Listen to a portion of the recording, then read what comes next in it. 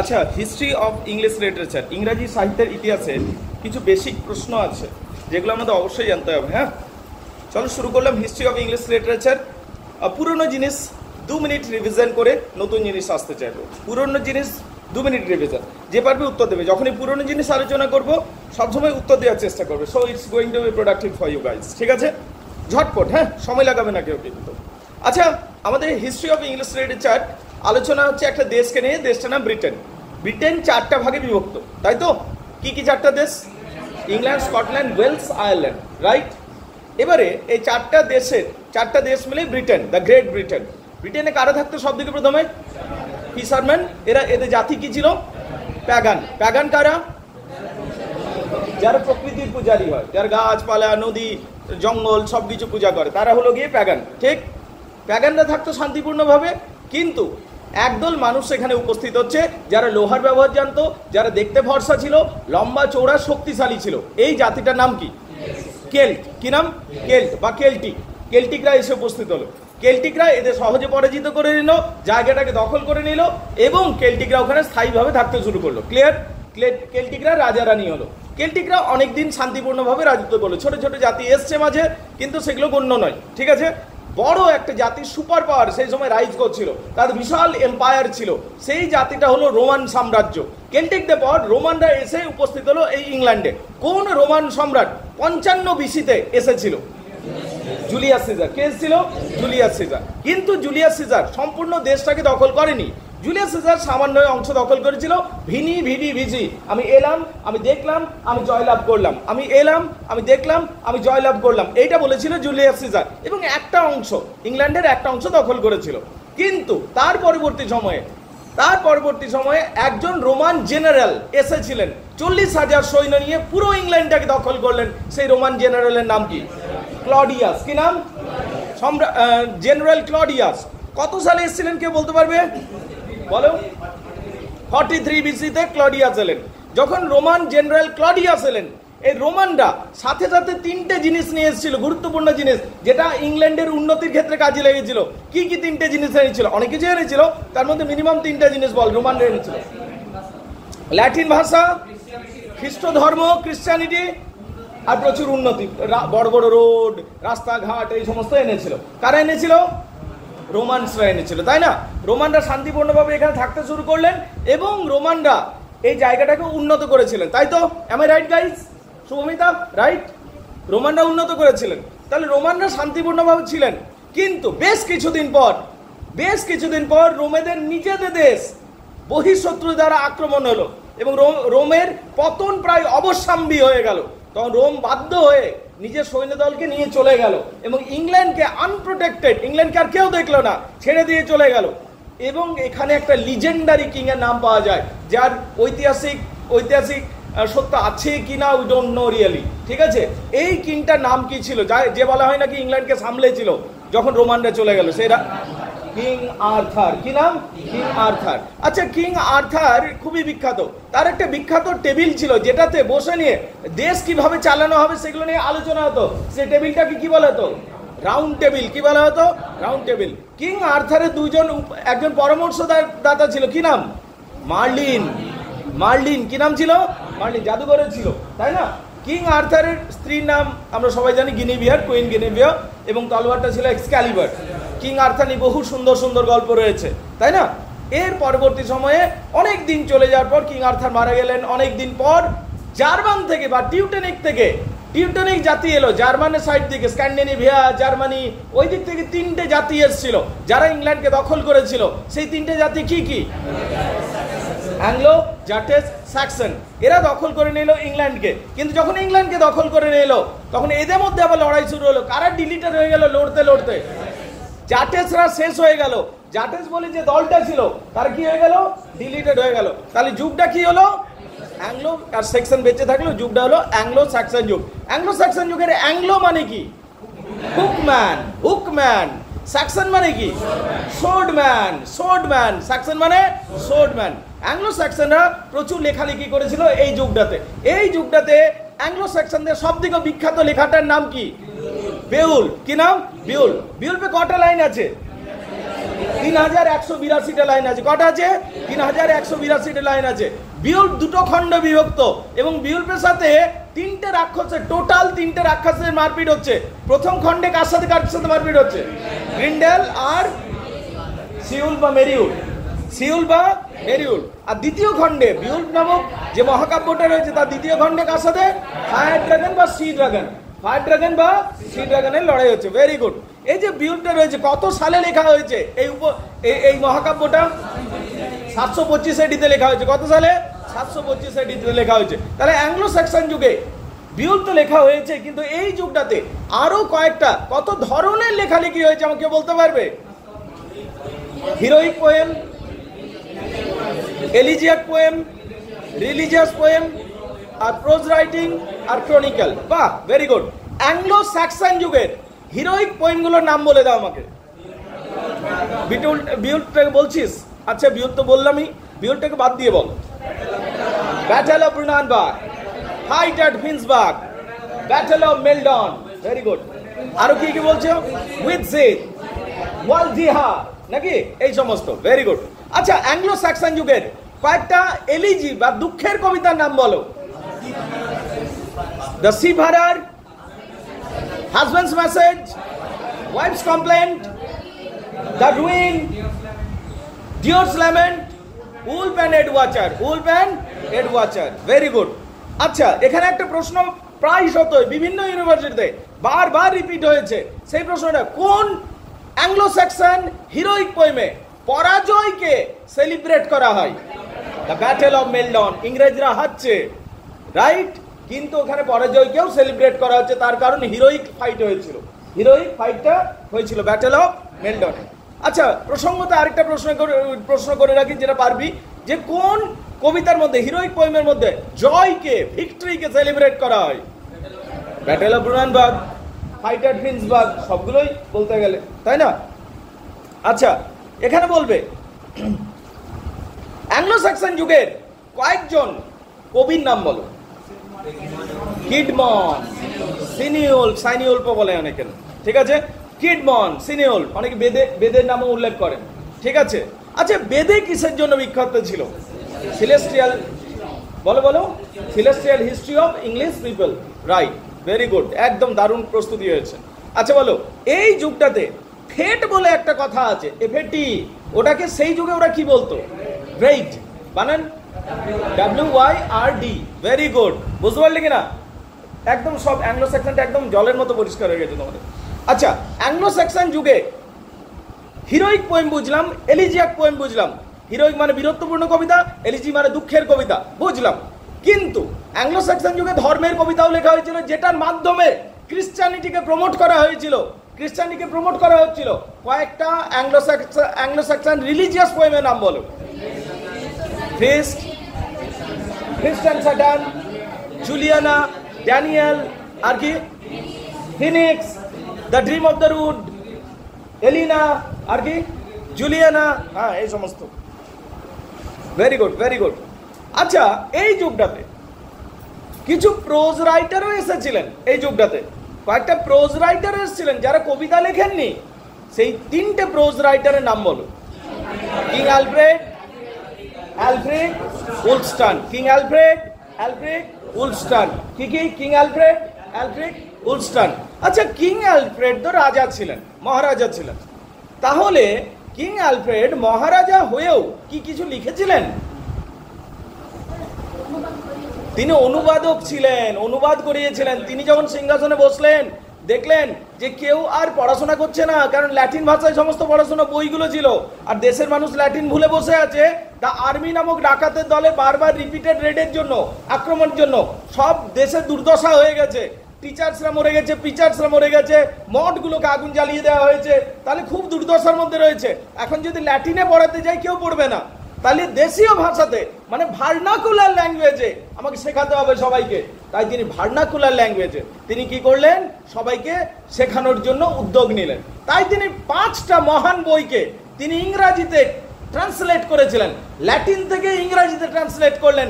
5টা মহান বইকে, নাম ছিল কিং অ্যালফ্রেড, মহারাজাটার নাম ছিল। সেই 5টা বই কি কি কে বলতে পারবে?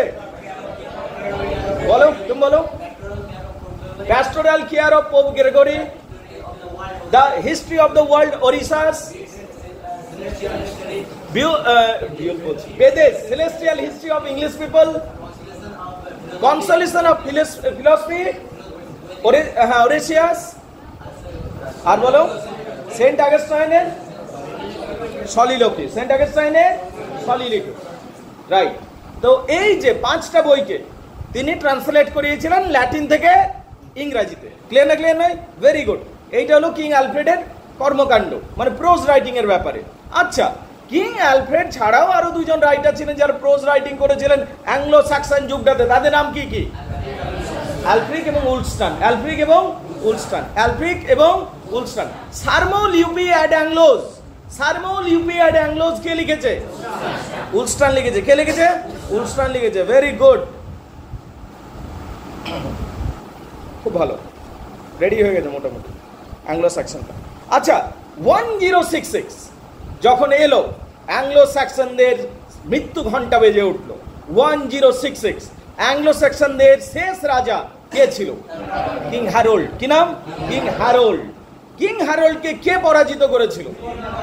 William the Conqueror. কোথা থেকে এসেছিলেন এই নতুন জমিদারটি? ফ্রান্স থেকে এসেছিলেন। ফ্রান্সে কোথাকার জমিদার ছিলেন? William the Conqueror, Duke of Normandy, নরম্যান্ডির জমিদার ছিলেন। কোথাকার জমিদার? নরম্যান্ডির জমিদার। তাহলে এনারে এসে দখল করলেন এবং যে যুদ্ধটা হয়েছিল, যুদ্ধটার নাম কি? Battle of Hastings. যুদ্ধটার নাম ব্যাটেল অফ হেস্টিংস 1066, 1066। এদিকে এদিকে নরম্যান বলা হয়, কিন্তু প্রশ্ন হলো নরম্যান কেন বলা হতো? নর্থ থেকে এসেছিল বলে বলা হতো নর্থম্যান, নর্থম্যান থেকে বলা হলো নরম্যান। বুঝতে পারলে কি না? নর্থম্যান থেকে নরম্যান। Very good. যেমন ইংল্যান্ডকে আগে অ্যাংলাল্যান্ড বলতো, তারপরে বিভিন্নভাবে চেঞ্জ হয়ে হয়ে ইংল্যান্ডে এসছে। ঠিক আছে? যখন নরম্যান যুগ শুরু হয়ে গেল, প্রশ্ন হচ্ছে যখন নরম্যান যুগ শুরু হয়ে গেল, নরম্যানরা 3 ধরনের লেখাজোকা এনেছিল। সেই লেখাজোকাগুলো কি কি ছিল? আওয়াজটা আমি কম পাচ্ছি। ম্যাট্রিক্যাল রোমান্সেস,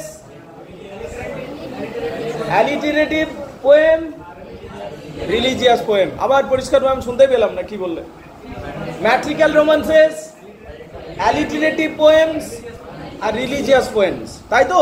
3 ধরনের অ্যাংলো নরম্যান যুগে মূলত 3 ধরনের লেখাজোকা হয়েছে। কি কি? ম্যাট্রিক্যাল রোমান্সেস, অ্যালিটারেটিভ পোয়েম আর রিলিজিয়াস পোয়েমস। ঠিক আছে, এবার ম্যাট্রিক্যাল রোমান্সেসের মধ্যে, ম্যাট্রিক্যাল রোমান্সেসের মধ্যে 4টা ক্যাটাগরি রয়েছে। ম্যাট্রিক্যাল রোমান্সেসের মধ্যে, মানে ম্যাট্রিক্যাল রোমান্স কি আগে বোঝো। ম্যাট্রিক্যাল রোমান্স হলো রূপকথার গল্প। ম্যাট্রিক্যাল রোমান্স হলো রূপকথার গল্প। রাজা থাকবে, রানী থাকবে, পক্ষীরাজ ঘোড়া থাকবে, রাক্ষস থাকবে, জায়েন্ট থাকবে, অভিশাপ থাকবে এবং চাঁদের আলোতে নেকড়ে বাঘ হয়ে যাবে, এই জাতীয় গল্পগুলো। সমুদ্র থাকবে, বিপজ্জনক জার্নি থাকবে এবং রোমান্টিক অভিজ্ঞতা থাকবে। এই সমস্ত কিছু হচ্ছে ম্যাট্রিক্যাল রোমান্সেস। এই সমস্ত কিছু হচ্ছে ম্যাট্রিক্যাল রোমান্সেস। ম্যাট্রিক্যাল রোমান্সেস, ম্যাট্রিক্যাল রোমান্সেস গুলোকে কয় ভাগে ভাগ করা গেছে কে বলতে পারবে? 4 ভাগে। কি কি? ম্যাটার অফ, বলো বলো, একদম সহজ। Matter of England, matter of Rome, matter of France, matter of Britain. কত সহজ মনে রাখা, 4টা দেশের নাম। Matter of England, matter of Rome, matter of Britain, matter of France. Clear না ক্লিয়ার নয়? তাহলে ম্যাট্রিক্যাল রোমান্সেস গুলোকে 4 ভাগে ভাগ করা গেছে। কি কি বল? Matter of Rome, matter of France, matter of England, matter of Britain. ব্যাস, বোডেলের ক্লাসিফিকেশন অনুযায়ী, বোডেল একজন সমালোচক ছিলেন, বুঝতে পারলে কিনা? তো তার ক্লাসিফিকেশন অনুযায়ী এই যে ম্যাট্রিক্যাল রোমান্সেস গুলোকে আছে 4 ভাগে ভাগ করা গেছে। কয় ভাগে ভাগ করা গেছে? 4 ভাগে। আরেকবার বলবে আমাকে কি কি 4টা ভাগ?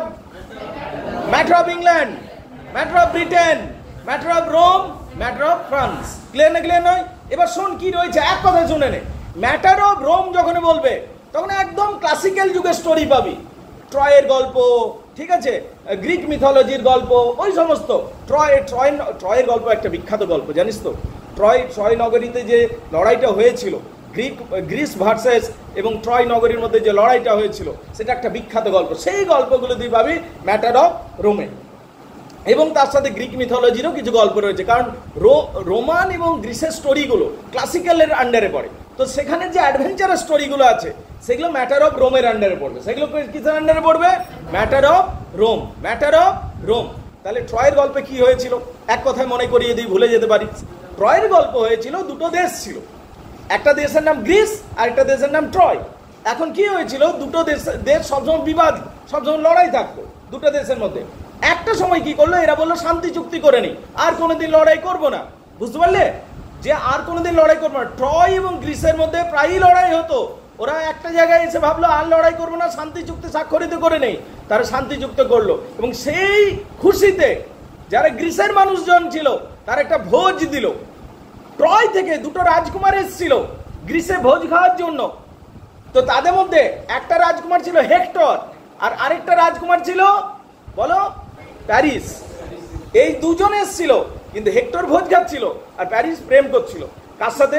গ্রিসের যে রাজা তার স্ত্রীটার সাথে, right? And now it's going to be a big problem. এবার ঠিক হলো, তুই ভোজ খেলি, এবার ঘর চলে আয়। ঘর যখন চলে আসছে 7 দিন পর, ওই রানীটাকে নিয়ে চলে আসছে, গ্রিসের রানীটাকে। যখন গ্রিসের রানীটাকে নিয়ে চলে আসছে তখন গ্রিসের লোক এটাকে একটা ইনসাল্ট হিসাবে নিচ্ছে। বুঝতে পারলে কিনা? যে আমাদের হেলেনকে নিয়ে চলে গেল।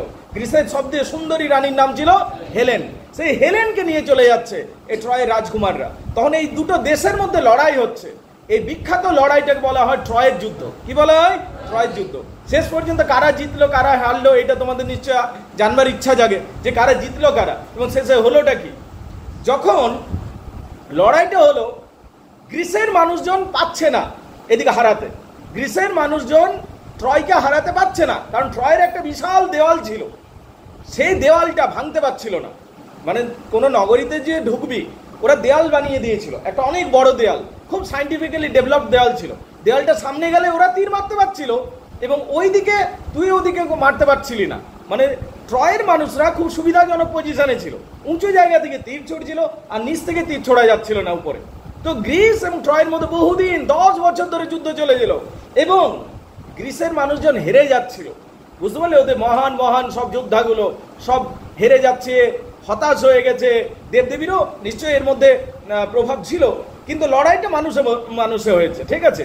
তখন এরা একটা পরিকল্পনা করলো।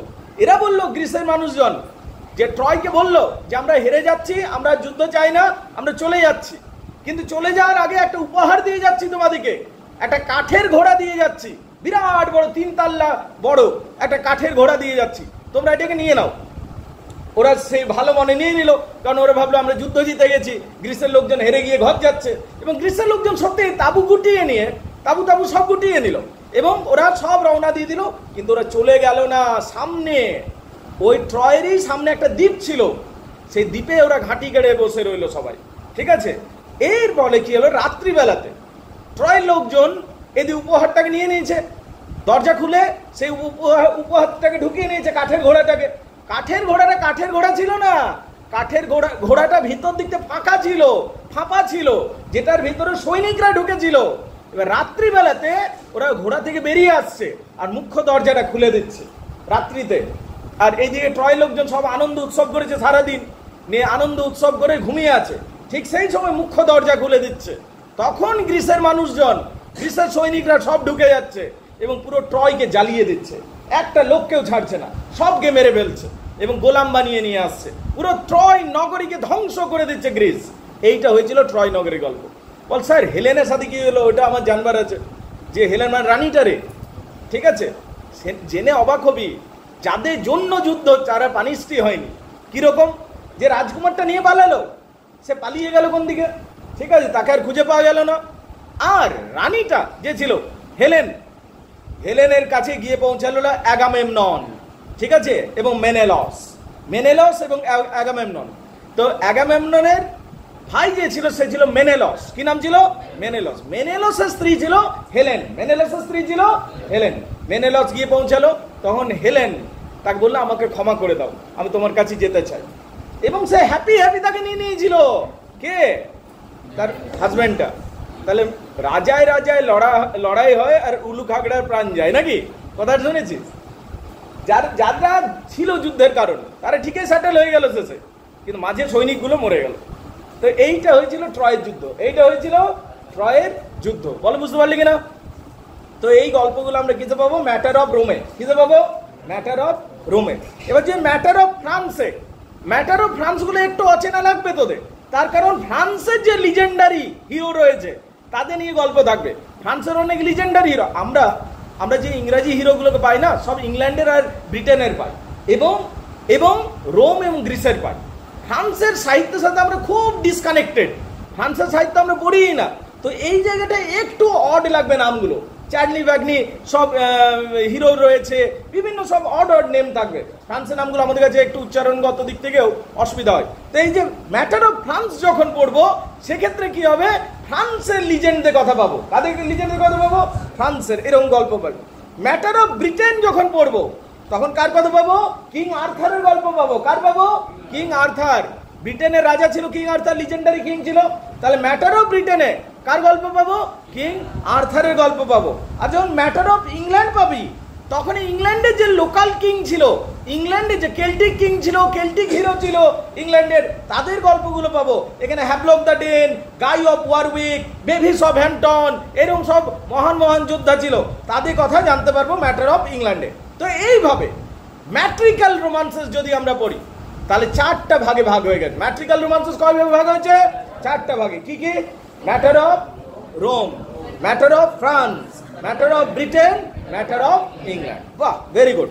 আচ্ছা, অ্যাংলো নরম্যান যুগে অ্যালিটারেটিভ পোয়েম লেখা হয়েছিল। নরম্যান যুগটাতে এই অ্যালিটারেটিভ পোয়েমগুলোর নাম বলে আমাকে। Pearl, Patience, Purity. PPP, Pearl, Patience, Purity. Pearl, Patience, Purity. Pearl, Patience, Purity. এবং sir Gawain and Green Knight. Sir Gawain and Green Knight. Sir Gawain and Green Knight মনে রাখবে। Middle English alliterative পোয়েমগুলো কি কি? Pearl, Patience, Purity, sir Gawain and Green Knight. আগের দিন sir Gawain and Green নাইটের গল্পটা বলেছিলাম আমি। ক্লিয়ার না? ক্লিয়ার নয়?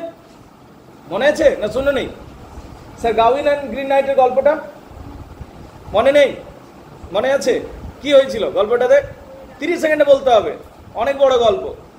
বলে কিং আর্থার রাজসভায় বসেছিল, হঠাৎ করে একটা সবুজ রঙের নাইট ঢুকে গেল, বিরাট যোদ্ধা, একদম রাবণের মতো পুরো বড়, ঠিক আছে, কিন্তু গ্রিন কালারের, পুরো ড্রেসটাও গ্রিন, ঘোড়াটাও গ্রিন, অস্ত্রটাও গ্রিন, দেখতেও গ্রিন। লোকটা পুরো মঙ্গল গ্রহ থেকে চলে এসেছে যেমন। নিয়ে এসে পর চ্যালেঞ্জ করে দিল কিং আর্থারকে, যে আপনার সভায় এতজন যে বীর সুরমারা বসে আছে, কেউ কি আসবে যে আমার গলাতে একটা কুঠারের আঘাত মারতে পারবে? কিন্তু খেয়াল রাখবে, যে আমার গলাতে কুঠার আঘাত মারবে তাকে আমি কিন্তু ওই আঘাতটা ফিরিয়ে দেব, যদি আমি না মরি। কেউ যাবে না, সবাই শান্তভাবে বসে আছে। কে সুস্থ শরীরকে ব্যস্ত করবে? কেউ গেল না। তখন কিং আর্থার উঠে একটা স্পিচ দিয়ে দিল, তোমাদের লজ্জা হওয়া উচিত, তোমাদেরকে সবাই বীর বলে, ঠিক আছে, তোমাদেরকে সবাই বীর বলে, তোমরা সবাই কাপুরুষ হয়ে আছো। তখন কি হলো? এই স্পিচ শুনে একজন আর্থারিয়ান নাইট উঠে দাঁড়াচ্ছে, ওই আর্থারের সভাতেই ছিল, তার নাম হচ্ছে স্যার গাউইন। কি নাম? স্যার গাউইন। ও বীর আছে, বুঝতে পারলি? স্যার গাউইন কুঠারটা ধরলো, আর গিয়ে পর ওই যে লোকটা এসেছিল, বললো আমার গলাতে কুঠারে আঘাত করো কেউ, যদি তোমরা বীর আছো। সেই লোকটার গলাতে গিয়ে কুঠারের আঘাত মেরে দিচ্ছে, গলাটা কেটে যাচ্ছে। গলাটা যে কেটে পড়ে যাচ্ছে, ওই গ্রিন নাইটটার, সবুজ রঙের যোদ্ধাটার গলাটা কেটে যাচ্ছে, কিন্তু কেটে গিয়ে গলাটা গড়াতে শুরু করছে সারা রাজমহলে, নিয়ে আবার জুড়ে গেল, লোকটা জয়েন্ট করে দিল, ঠিক আছে। তো তারপরে স্যার গাউইনকে বলছে, নাও ইটস ইয়োর টার্ন, এবার তোমার। তখন ও বলছে চিটিং চিটিং চিটিং নাকি। তো তখন তো মহা মুশকিলে পড়ে গেল যে এমনি হলো কি করে, লোকটাকে তো আমি মেরেও দিলাম, গলাটা উড়েও গেল, আবার জয়েন্টে করে দিল, এমনি জানলে কি আমি মারতাম? ঠিক আছে। তখনও হাত জোড় করলো এবং বলল, আমাকে 1 বছর সময় দিন, আমি আমার লাইফটাকে লিড করে নিই, এনজয় করে নিই 1 বছর, তারপর আপনি যেখানে বলবেন আমি চলে যাব, আপনি আমার গলাতে আঘাত করে দেবেন। তখন বললো, ঠিক আছে, তুমি তোমার প্রতিজ্ঞা রাখবে, আমি চললাম। গ্রিন নাইট চলে গেল। স্যার গাউইন 1টা বছর নিজের পরিবারের সাথে সময় কাটালো। তারপরে 1 বছর পার হয়ে যাওয়ার পর স্যার গাউইন বেরিয়ে গেল ওই যোদ্ধাটাকে খুঁজবো বলে। কিসের জন্য?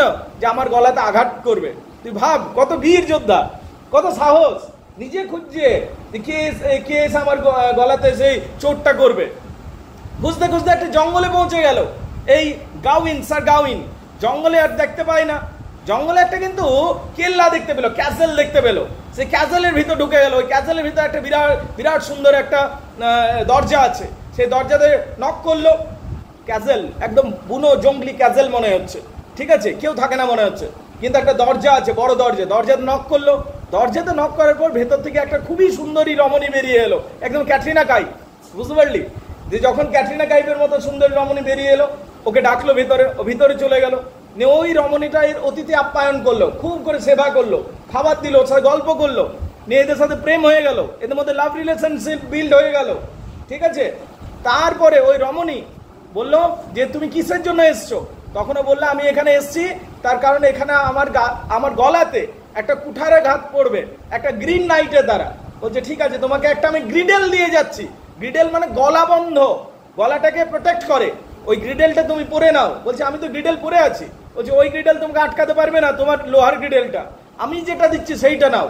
একটা সবুজ রঙের একটা গ্রিডেল দিয়ে দিল মেয়েটা, তো সেই গ্রিডেল পরেও চলে গেল। কিছুটা যাওয়ার পর সেই গ্রিন নাইটটার সাথে তার দেখা হচ্ছে, যে যে যে সেই চ্যালেঞ্জটা করেছিল, মনে আছে? সেই গ্রিন নাইটটার সামনে গিয়ে বলল আপনি আমাকে চিনতে পারছেন? আমি এসছি আপনার কাছে কুঠারের আঘাত খাওয়ার জন্য। 1 বছর আগে আমি আপনার গলায় কুঠার আঘাত দিয়েছিলাম, আমি সেই কথা রাখতে এসছি। তখন বললো ঠিক আছে, রেডি হও। তারপর ও মাথা রাখছে, তখনও জোরে কুঠার চালাচ্ছে, কিন্তু কিছুই হচ্ছে না। আরেকবার জোরে কুঠার চালাচ্ছে, কিছুই হচ্ছে না। তখন ওই জিজ্ঞেস করছে তোমার গ্রিডেলটা তো খুব সুন্দর, এই গ্রিডেলটা তোমাকে প্রোটেক্ট করে নিচ্ছে, গ্রিডেলটা তুমি কোথায় পেলে? তখনও বলছে এটা আমার প্রথম থেকেই ছিল। কে বলছে? যোদ্ধাটা, এই কি নাম? গাউইন, স্যার গাউইন। মানে এটা একটা মিথ্যা কথা বলে দিল, প্রথম থেকেই তো ছিল না, এটা একটা গিফট ছিল। তো বলছে ঠিক আছে এইবার তুমি রাখো। নিয়ে এইবার মাথাটা রাখলো। তখন কি হলো, ওই গ্রিডেলটা আর ওকে বাঁচাতে পারলো না, ওর কাঁধে চোট লাগলো, খানিকটা বাঁচাতে পারলো। তখন বললো এইটা কি করে হলো, মানে আর বাঁচাতে পারলো না কেন? বলছে ওই গ্রিডেলটা আসলে আমার, আর ওই গ্রিডেলটা যে দিয়েছে সে ছিল আমার স্ত্রী। বুঝতে পারলি? তো এইটা হলো গল্পটা। তখনও বুঝতে পারলো যে গ্রিডেলটা কেন বাঁচেনি, কারণ ও মিথ্যা বলেছিল, মিথ্যা বলে গ্রিডেলটা চলে না। বুঝতে পারলি কিনা? সো এইভাবে যেমন তামার জিনিস ধারণ করা খুবই ভালো, কিন্তু তুই যে মিথ্যা বলিস, তামার জিনিস আবার তোকে অভিশাপ দিয়ে দেবে, ঠিক আছে? দেখবি অনেকে তামার জিনিস পরে থাকে না, তো সেটা পরে মিথ্যা বলে যায় না কিন্তু, রাইট? ঠিক, okay, that's good. Next point আসছে, তাহলে এইটা ছিল sir Gawain and Green Knight. যদি বলা হয় অ্যালিটারেটিভ পোয়েমসগুলোর নাম কি কি বলো? Pearl, Patience, Purity, sir Gawain and Green Knight, sir Gawain and Green Knight. এরপরে এই যুগটাও শেষ হয়ে যাবে। এই যুগ শেষ হয়ে যাওয়ার পর আসছে চসারের যুগ। কার যুগ? চসার। দেখো, একজন মহাকবি, যে মহাকবি শুধুমাত্র তার লিখনী শক্তির জোরে একটা যুগের নাম পাল্টে দিয়েছিল। এতদিন পর্যন্ত লড়াই অনুযায়ী, যুদ্ধ অনুযায়ী যুগের নাম পাল্টেছে। নাম ছিল অ্যাংলো স্যাক্সন যুগ, জাত অনুযায়ী Anglo plus Saxon, Anglo Saxon. North থেকে লোক এলো, সেই জন্য নাম হলো অ্যাংলো নরম্যান। লেখকের জন্য প্রথমবার লেখকের নাম অনুযায়ী নাম হচ্ছে চসারের। তার মানে কত বড় লেখক ছিল। চসারের যুগটাকে তুই যে দেখতে যাস, তার ব্রডলি 3টে ভাগে ভাঙছি আমরা। চসারের যুগটা কত ভাগে ভাঙছি? 3টে ভাগে ভাঙছি আমরা, first age, second age, third age. যদি তুই এইভাবে মনে রাখতে পারিস। আবার আরেকটা ভাগেও মনে রাখা যায়, সেটাকে বলে French age, the French age, the Italian age, the English age. French এজে কপি পেস্ট করেছেন, ফ্রেঞ্চ এজে কপি পেস্ট করেছেন এত বড় রাইটার, মানে ফ্রান্সে লেখা পড়তেন, ট্রান্সলেট করে দিতেন, ফ্রান্সে লেখা পড়তেন, ট্রান্সলেট করে দিতেন। এইটা করেছেন প্রথম যুগটাতে। দ্বিতীয় যুগে ইটালিয়ান এজটাতে মোটামুটি নিজে লেখার চেষ্টা করেছেন। আর থার্ড এজটাতে, দ্য ইংলিশ এজ, যেটার জন্য উনি গ্রেট হয়েছেন, কমপ্লিটলি জেনুইন নিজের লেখা এবং সব দিকে বেস্ট লেখা লিখেছেন, দ্য ক্যান্টারবেরি টেলস। কি লিখেছেন? The Canterbury Tales. তাহলে দ্য ক্যান্টারবেরি টেলস কার লেখা? চসারের লেখা। ক্যান্টারবেরি টেলস কার লেখা? চসারের লেখা। এখানে দেখতে পাবি 28 জন পূর্ণার্থী জার্নি শুরু করছে, 28 জন পূর্ণার্থী, এবং ওরা একটা জায়গায় থামছে, ট্যাবার্ডিন বলে জায়গাটাতে। 28 জন যাত্রী পুণ্য অর্জনের জন্য বেরিয়ে যাচ্ছে জেরুজালেমে, মাঝখানে থামছে, এবং ওরা ঠিক করছে যে আমরা যদি এমনি চুপচাপ যাই তাহলে বোরিং লাগবে পুরো জার্নিটা। তাহলে এক কাজ করি, আমরা কি করব, যাবার সময় 2টো করে গল্প বলবো সবাই, এবং আসবার সময় আবার 2টো করে গল্প বলবো সবাই। তাহলে এতজন যাত্রী যাবার সময় 2টো করে গল্প বলবে, আসবার সময় 2টো করে গল্প বলবে, এবং একটা বড় বই তৈরি হচ্ছে। বুঝতে পারলি কিনা? এটা হচ্ছে দ্য ক্যান্টারবেরি টেলস। এই বইয়েরই হচ্ছে wife of Bath. Wife of বাথের কবিতাটা আমরা পেয়েছি সেমিস্টার 2-এ। বুঝতে পারলি কিনা? সেমিস্টার 2-এ ওয়াইপ অফ বাথের কবিতা তোমরা পাবে, রাইট? সেখানে এই ক্যান্টারবেরি টেলস থেকে পিক আপ করা হবে। খুব সুন্দর সুন্দর গল্পগুলো, খুব সুন্দর সুন্দর কবিতাগুলো, বিউটিফুল। তো এইটার জন্য চসার বিখ্যাত হয়েছে। তাহলে প্রশ্ন আসতে পারে পরীক্ষাতে, চসার কোন লেখার জন্য অমর হয়ে রয়েছেন? ক্যান্টারবেরি টেলস, দা ক্যান্টারবেরি টেলস। আচ্ছা আমাকে বলো, চসার তো ক্যান্টারবেরি টেলসের জন্য বিখ্যাত হয়ে আছেন, রাইট? নো ডাউট উনি বিখ্যাত হয়ে আছেন। এখন প্রশ্ন হলো, হিয়ার ইজ দ্য কোয়েশ্চেন, এখানে প্রশ্ন হলো চসার যুগে শুধু তো চসার ছিলেন না, হ্যাঁ চসারেই প্রধান ছিলেন, কিন্তু চসার ছাড়াও আরো কয়েকজন লেখক ছিলেন যারা চসারকে কম বেশি ফলো করেছিলেন। তাদের নামগুলো কি কি বলবে একটু বলবে। খেয়াল রাখবে দুটো গ্রুপ হয়ে গেছিল, একটা ইংলিশ চসারিয়ানস বলা হয়, একটা স্কটিশ চসারিয়ান বলা হয়। চসারকেই ফলো করতো, ইংলিশ লোক ফলো করতো, স্কটল্যান্ডের লোক ফলো করতো। মানে এই যুগে চসারেই মেন, কিন্তু তাকেও কেউ কেউ ফলো করে গেছে, এবং সেই জন্য ইংলিশ চসারিয়ান এবং স্কটিশ চসারিয়ান নাম হয়েছে। যে নামগুলো খেয়াল রাখতে হবে, পরীক্ষাতে আসে অনেক সময়। ইংলিশ চসারিয়ান, এরকম পরীক্ষাতে প্রশ্ন আসবে, name some English Chaucerians, name some English চসারিয়ানস।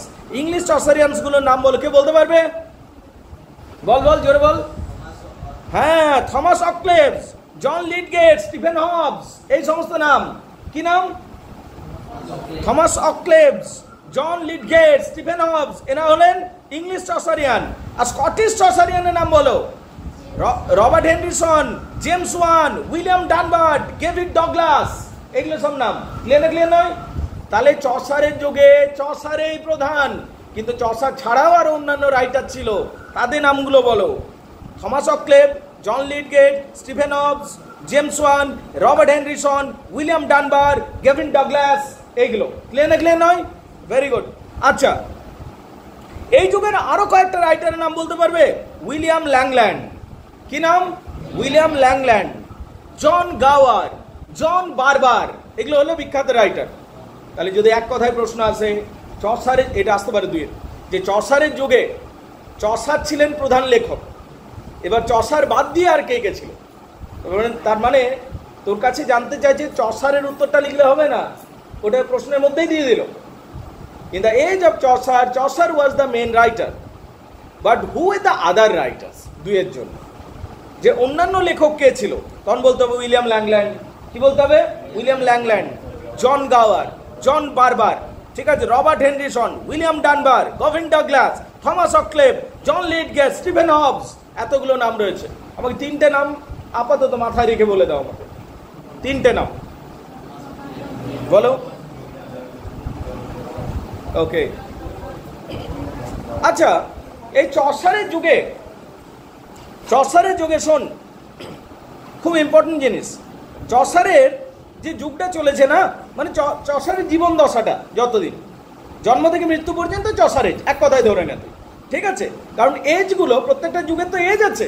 Anglo section এখান থেকে এতটা, যেমন 450 থেকে 1066, 1066 থেকে এখানে ধরে নাও 1340 পর্যন্ত, এরকম করে যুগগুলো রান হয়েছে। এই থেকে এতটা, এই থেকে এতটা, এটা শর্ট কোশ্চেনে পড়বে, ওই জায়গাটাকে একবার রেডি করে নেবে। 6টা যুগ, এখান থেকে এতটা, এখান থেকে এতটা দেওয়া আছে, পরপর দেখে নেবে, ওটা একটু মাথায় রাখতে হবে। অনেক সময় 1 নম্বরে দিয়ে দেয়, ঠিক আছে? এখন প্রশ্ন হলো, এই চসারের যুগে কিছু ঐতিহাসিক ঘটনা ঘটেছে চসারের যুগটাতে, কিছু বিখ্যাত ঐতিহাসিক। এবার ফেমাস বলবি না নটোরিয়াস, সেটা তো ভাববার বিষয়, ঠিক আছে? ফেমাস হবে না নটোরিয়াসই হবে, মানে কুখ্যাত, বিখ্যাত আর কুখ্যাত। ফেমাস হলো পজিটিভ ওয়ার্ড, ভালো জিনিসের জন্য ফেমাস বলা হয়, আর খারাপ জিনিসের জন্য নটোরিয়াস বলা হয়। তো যাই হোক, হিস্টোরিক্যাল ইনসিডেন্ট ঘটেছে এই যুগটাতে, চসারের যুগটাতে, কিছু ঐতিহাসিক ঘটনা ঘটেছে চসারের যুগে। কি কি ঘটেছিল কেউ বলতে পারবে? Black death. কি ঘটেছিল? Black death. ব্ল্যাক ডেথ মানে কালো মৃত্যু নাকি? প্লেগ হয়েছিল। আচ্ছা, প্লেগ সংক্রান্ত বিষয়টা কি আগের দিন বলেছি আমি, কালো ইঁদুরের জন্য, হ্যাঁ, তার সূত্র আবার বিড়াল থেকে, ঠিক। ইংল্যান্ডে একটা যাজক সাহেব ছিলেন, উনি বাইবেল পড়ে এবং বিভিন্ন হোলি স্ক্রিপচার পড়ে এই সিদ্ধান্তে উপনীত হলেন যে বিড়াল একটা অপবিত্র প্রাণী, ক্যাট ইজ অ্যান আনহলি অ্যানিমাল, বুঝতে পারলে? এবং ক্যাট হলো শয়তানের দূত, বিড়াল হলো শয়তানের দূত। তাই তিনি ঠিক করলেন যে বিড়ালগুলোকে মেরে ফেলাও, এইটা তিনি সিদ্ধান্ত নিলেন। যখন তিনি এই ঘোষণা করলেন যে বিড়ালগুলোকে মেরে ফেলাও, সারা ইংল্যান্ড জুড়ে রাজার প্রহরী থেকে শুরু করে সাধারণ মানুষ সবাই বিড়াল বধ যজ্ঞে লিপ্ত হলো, সবাই মিলে বিড়াল মারতে শুরু করলো, বুঝতে পারলি কিনা? এর ফলে কি হলো? এর ফলে একটা বড় সড়ো ঘটনা ঘটে গেল। এটাকে বাটারফ্লাই ইফেক্ট বলা হয়। মানে তুই একটা ছোট্ট জিনিস করে দিবি, সেইটা থেকে অনেক বড় ইফেক্ট দাঁড়িয়ে যাবে। এই যে বিড়ালগুলোকে মেরে দিল, এখানে কি হলো, ইঁদুরের প্রকোপ বেড়ে গেল। কারণ সাম্য বজায় থাকে, বিড়ালের জন্য ইঁদুরের সংখ্যার সাম্যটা বজায় থাকে, ঠিক আছে, একটাও বিড়াল নেই। এবার সিল্ক রুট দিয়ে ইঁদুর এসে গেল, জাহাজ পথে ইঁদুর এসে গেল কোনটা দিয়ে, ইংল্যান্ডে। সিল্ক রুট দিয়ে এসেছিল, কিন্তু বুঝতে পারলি তো, ওই সিল্ক রুট দিয়ে যখন কালো ইঁদুর চলে এলো ইংল্যান্ডের ওই স্যাঁতস্যাঁতে আবহাওয়াতে কি হলো, চারিদিকে ইঁদুরের বংশবিস্তার হয়ে গেল, প্রচুর ইঁদুর চারিদিকে। এবং ইঁদুর থেকে একটা রোগ ছড়িয়েছিল, সেটা হচ্ছে plague. 1/3 of the population died, 1/3 লোক মরে গেছিল এই যুগটাতে। 1/3, 3 লক্ষ মানুষের মধ্যে 1 লক্ষ মানুষ, 10 লক্ষ, যদি 30 লক্ষ মানুষ আছে তার মধ্যে 10 লক্ষ লোক মরে যাবে। মানে অনেক বড় একটা ঘটনা ছিল, যেটা এই সময়টাতে ঘটেছিল, যেটা ব্ল্যাক ডেথ ঘটলো চসারের সময়টাতে। এই ব্ল্যাক ডেথ যখন ঘটলো, তখন কি হলো, লেবার ক্লাস মেনলি এবং যারা গরিব মানুষ তারা বেশিরভাগই মারা গেল। এইখানে আমরা দেখতে পাই এই ঘটনার জন্য চাষবাসে প্রচুর ক্ষতি হয়ে গেল। চাষ কে করবে, চাষ করবার লোক পাওয়া যাচ্ছে না, লেবার পাওয়া যাচ্ছে না। তখন কি হলো, তখন যারা শাসক শ্রেণী ছিল তারা কিছু আইন বানিয়ে দিল, যেখানে জোর জবরদস্তি লেবারদের দিয়ে কাজ করানো যাবে। তো সেখান থেকে আবার পিজেন্ট রিভোল্ট হলো, মানে কৃষক বিদ্রোহ, লিঙ্ক আছে প্রত্যেকটা। এই যে ব্ল্যাক ডেথ থেকে হচ্ছে পিজেন্ট রিভোল্ট, বুঝতে পারলে কিনা। তারপরে আমরা দেখতে পাচ্ছি পিজেন্ট রিভোল্ট হয়ে গেল এইটার জন্য। এখন প্রশ্ন হচ্ছে যেগুলো হয়েছিল কখন এবং কোন সালে হয়েছিল, সেই সালগুলো কিন্তু তোমাদের একটু মনে রাখতে হবে, বুঝতে পারলে, সালগুলো কিন্তু অবশ্যই মনে রাখতে হবে। খেয়াল রাখবে 1349, 1349, এখানে কি হচ্ছে, ব্ল্যাক ডেথ হচ্ছে। ব্ল্যাক ডেথের কত সালে হয়েছে ব্ল্যাক ডেথ, 1349 ব্ল্যাক ডেথ হচ্ছে, 1349, 1349 black death. Peasant revolt 1381, peasant revolt 1381। 1215 Magna Carta, 1215 Magna Carta was signed. King John সিংহাসনে বসেছিলেন, ম্যাগনা কার্টার যখন সাইন হচ্ছে, একটা বিশাল ভালো প্রোগ্রেসিভ ল আইন কোডিফাইড হলো, ম্যাগনা কার্টার বলা হয় এটাকে। 1215-তে কিং জন সিংহাসনে বসেছিলেন, সমস্ত জমিদাররা ঘিরে ধরলো কিং জনকে এবং বলল যে এইটাকে আপনাকে সাইন করতে হবে। কি সাইন আছে, কি খসড়াতে সাইন করতে হবে, যেখানে আইনের অধীনে সবাই হবে, মহারাজাও, জমিদারও, সাধারণ লোকও আইনের অধীনে আসবে, ন্যায় সবার জন্য থাকবে, বুঝতে পারলে। এবং কিছু নির্দিষ্ট আইন কানুন যেগুলোকে সবাইকে মেনে চলতে হবে, রাজা হোক, জমিদার হোক, প্রজা হোক। এই যে প্রোগ্রেসিভ থিঙ্কিং, এইটা ম্যাগনা কার্টারে এসেছিল 1215-তে। কিং জন মোটেও রাজি ছিল না, কোন রাজা রাজি হবে এইরকম আইন স্বাক্ষর করতে। তার কারণ আইনের ঊর্ধ্বে তালে রাজা থাকলো না, রাজা আইনের নিচে চলে এলো। কিন্তু কিং জন বললো সাইন করবো না, সমস্ত জমিদাররা ঘিরে ধরলো কিং জনকে এবং তাকে বাধ্য করেছিল ম্যাগনা কার্টারে সাইন করতে। এটা অনেক বড় ঘটনা, 1215-তে ঘটেছিল। কত সালে ঘটেছিল, 1215-তে ম্যাগনা কার্টার ওয়াজ সাইন। আচ্ছা, যখন চসারের যুগ চলছে, দু একটা লেখা আছে মনে রাখবি।